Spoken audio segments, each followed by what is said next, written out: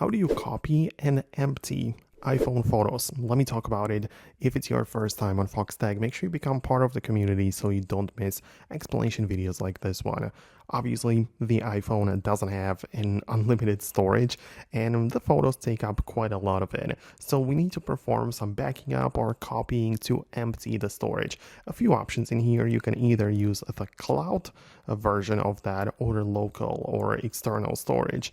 Anyways, the option I personally use is that I downloaded Google Photos from the internet, and all of the photos which are part of my iPhone gallery get automatically synced with the Google Photos, right? So as long as you are signed in with your Google account and as long as you have enough storage in here, all of the photos are automatically being backed up to the Google Photos. So, I can delete the old ones because every single thing is backed up to the cloud and I don't have to worry about losing it, right? So then I would just go to the photos and delete, especially the older ones which had a time to be backed up.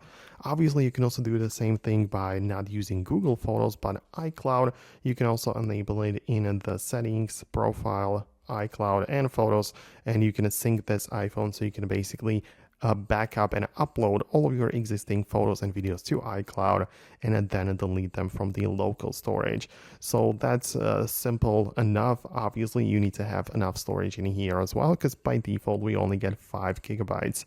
But a lot of people don't really utilize the next option, which is using the external storage.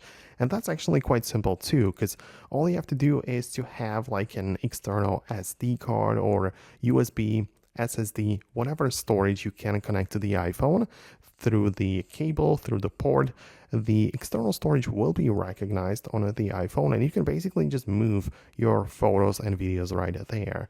The way that it would work is that you would open up the photos, select as many photos and videos as you want, tap share, save to files, and from the locations you can pick the external SSD which just became available, that we just connected, and you can copy all of the stuff there and of course then delete it from the iPhone. So that is another way. You don't have to pay like any subscription for it or anything, obviously. So yeah, a lot of people, I feel like they don't utilize this option. So let me know what you think below in the comments. Subscribe for more tutorials and videos like this one, and I'm gonna catch you later in the upcoming videos as well.